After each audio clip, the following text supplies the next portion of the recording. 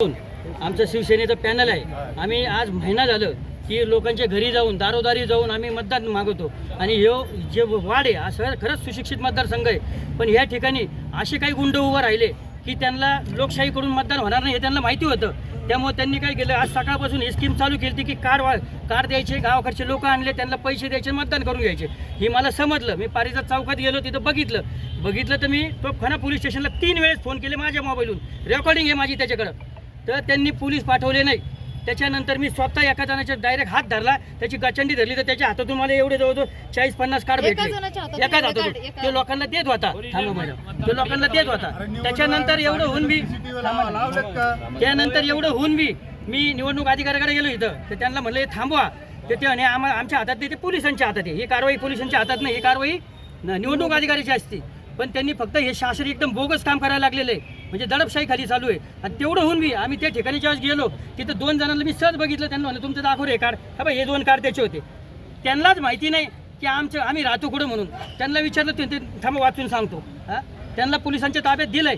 आता पोलीस काय निर्णय घेतात मी जनतेला समजून द्या। जर चुकीचं केलं तर मी या नागरिकांना, सर्व नागरिकांना, मतदारसंघातल्या नागरिकांना सांगतो की जे खरं आहे त्यांनाच मतदान करा, दादागिरी करणाऱ्या बोगस माणसांना मतदान करू नका। हे बघितलं ना, हे नाही तर उद्या लोकशाही काहीच राहणार नाही आपल्या इथं, फक्त दादागिरी चालत। दादागिरी थांबवायची असेल तर आम्हाला निवडून द्या, कशी दादागिरी करते ते आम्ही बी बघू। हे सगळे बोगस वोटर आरडी आहेत का? हा, सगळे बोगस अजिबात राहिलं नाही। आणि सगळ्यात महत्वाचं म्हणजे काय झालेलं आहे की याच्या आधी ना जे मतदान झाले, आमचं म्हणणं एकच आहे निवडणूक अधिकाऱ्याला की याच्या आधी ह्या कार्डांचे जसे हे कार्ड आहेत ते बोगस आलेले, ह्या कार्डांवर जे झालेले आहेत मतदान ते कॅन्सल करावा, नाही तर ही निवडणूक ह्या वार्डाची निवडणूकच कॅन्सल करावी। नाही केली तर आम्ही समजून घेऊ की हे नगर जिल्ह्याचं सगळं प्रशासन सगळं मॅनेज झालेले आहे। हे बाहेरचे हे 40-50 हे बाहेरचे दोन्ही खिशात होते। टोटल 450 आहे ते 450 अशी सिस्टीम समर्थ शाळेचे तिथं बी पकडले गेले, पण तिथं पळून गेले, पण इथं मी स्वतः पकडल्यामुळं। आता सोप्या भाषेत सांगा, या वोट चोरीचा प्रकार नेमका कसा करू राहिले ते नेमकं? वोट चोरीचा प्रकार म्हणजे हे मतदार इथले नाहीचे, यांनी फक्त दाखवा, नाही तर हे जे मतदार असतील तर यांच्या घरी जाऊन आता तुम्ही बी बघायचं। हे जर इथं नगरमध्ये राहत असतील ना तर मी तुम्हाला म्हणताल ते शहरात धारण घर नंबर 0 प्रत्येकावर घर नंबर 0 मतदार यादीमध्ये यांचे नाव असते, मतदार यादीमध्ये नावं आहेत, पण ते इथले नाही आहेत, ते लोकच इथले नाही आहेत, ते कार्डच बोगस बनवलेले आहेत सगळे। ते बाहेरगावची लोक टाकलेले आहेत मतदार यादीमध्ये हटकून।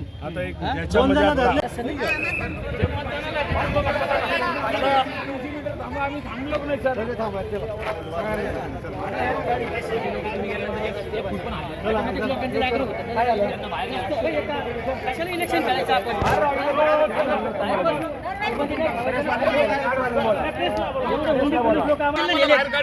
त्यांनाच माहिती नाही आम्ही कुठे राहतो म्हणून, आम्हाला बाहेर काढत होते आम्हालाच म्हणतात एवढं बघून बी तुम्ही बाहेर व्हा। लोकशाही आहे की नाही? लोकशाहीची हत्या आहे। सर्वसामान्य माणूस देशामध्ये प्रशासनाचा सगळ्यात मोठा हात आहे। निवडणूक तक्रार अहो साहेब, पोलिसांचं काम हे काय पोलिसांचं काम आहे? पोलिसांचं थोडी काम आहे। अहो साहेब, आम्हाला बाहेर याचा पंचनाम करायचा। दुसरी गोष्ट अशी, याचा आज जे आम्ही सगळं ऐकतो की लोकशाहीची हत्या झाली, ही खऱ्या अर्थानं खऱ्या अर्थानं आम्हाला लोकशाहीच्या हत्येचा अनुभव आम्हाला आला। जर काम करणाऱ्या सगळ्या कार्यकर्त्यांसाठी जर इलेक्शन राहिले नसेल आणि असा दबडशाही करून गैरमार्गाने जर इलेक्शन होत असेल तर इथल्या भारत देशातील घटना आणि लोकशाही संपली ही हत्या, याचा ताबडतोब त्याची चौकशी झाली पाहिजे। म्हणून यांनी गावाकडून नागरिक आणून हे इथं बोगस वोटिंग करण्याचा प्रयत्न केलेला आहे आणि आम्ही तो आणून पाडलेला आहे। पण जर प्रशासनाने याची दखल घेतली नाही तर ही निवडणूक पुन्हा लावावी लागेल। आत्ताही माझं प्रशासनाला आव्हान आहे की हे बोगस मतदार पकडा, यांना बाहेर हाकला। बाहेर गावून लोक मतदान केंद्राच्या बाहेर संवेदनशीलरित्या 500-500 जण गोळा करून थांबतायत। यांचा कुठलाही आयडेंटिटी कार्ड नाही यांच्याकडे, घरी पाठवायचा प्रकार होता हा। कुठलाही आयडेंटिटी कार्ड नाही त्यांच्याकडे, कुणी उमेदवाराचा प्रतिनिधी नाही। 500-500 लोक झुंड करून थांबले। दिलेलं नाहीये की आधार कार्ड कसं चेक करायचं आणि इलेक्शन कार्ड उमेदवार दरवेळेस इलेक्शनला हात फटका बसतो। 2 इलेक्शन आम्ही जिंकलेलो आहे। इमानदारीत खेळा ना, इमानदारीत खेळा। आमचं म्हणणं आहे, इमानदारी खेळा, काहीच होणार नाही. इमानदारीने खेळा ना, लोकशाही आहे आमच्यासाठी. लोक जे निर्णय घेतील ते आम्हाला मान्य आहे. ऐका साहेब, ऐका याच्यामध्ये उमेदवारच्या संबंधी बाहेर बसायचं रस्त्यावर. डिपार्टमेंट त्यांना हाकून हे द्यायचं. कालच झालेलं साहेब, ही निवडणूक झाली. गावाकडून लोक बोलवले, सगळ्यांना हे गावाकडचे मतदार बोलवले त्यांनी इथं. हे कालच निवडणूक झालेली आहे. हा मग तेच मी म्हणतो ना, मग कसं लोकशाही पद्धतीने घेतलं पाहिजे साहेब. आपण आजच जिंकलो. हे इथे लोक नाही.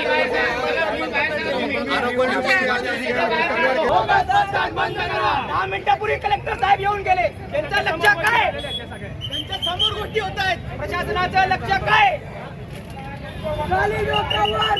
सबूत सहित पकडले, सबूत सहित. त्याला धरलं आणि त्याच्या खिशात हात घातला तर मला एवढे काढे भेटले. बाकीच्या खिशात त्याचे ते पळून गेला. त्याला माझ्याकडे शूटिंग आहे त्याला पकडतानाची. पण ह्याच्या आधी सकाळपासून आणि आज एवढं होऊन सुद्धा आणि आतमध्ये 4 जण पकडून दिले निवडणूक अधिकाऱ्यांना मतदान करताना. काय झालं, आम्ही जेव्हा त्यांच्याकडे गेलो म्हणजे दाखवा तुमचं कार्ड, आणि कार्ड असं उलटं केलं. म्हणलं पत्ता सांगा. त्यांना पत्ता सांगता येणार. तुम्ही किती कार्ड जप्त केले? हे आता 40-50 कार्ड आहेत हे एवढे सगळे. आणि याच्या समर्थ शाळेमध्ये बी हेच चालू आहे. म्हणजे प्रभाग क्रमांक 3 मध्ये पूर्णतः बोगस मतदान चालू आहे. आणि त्याला प्रशासन पूर्ण म्हणजे जे आतमध्ये बसलेले प्रशासन आहे ना, सगळे त्यांना मॅनेज आहे. त्याशिवाय हे होऊ शकत नाही. आता माझ्यासारखं सकाळी मीच गेलो होतो मतदानाला. मला म्हणे तुमचं आधार कार्ड दाखवा. तो होणार आहे. काय इथं 1 तास तुम्ही ठरवा काय करायचं ते. किती वाजता पकडले ते? किती वाजता पकडले ते सांगा ना. आता 1 घंटा झाला असेल ना माझ्याकडे आहे. सकाळपासून किती मतदान बोगस झालं असेल? जर आतमध्ये आता 4 पकडलंय. पकडले आम्ही. सकाळी 9 वाजता 7:30 वाजल्यापासून सकाळी आतापर्यंत. सकाळपासून किती झालं म्हणजे पूर्ण प्रक्रिया बोगस झालेली आहे. आणि 5-600 आणि आम्ही दिवसभर लोकांचे हातपाय मुलांनी तोडायचे की मतदान करा, मतदान करा. आणि यांनी यायचं आमच्या आहेरात.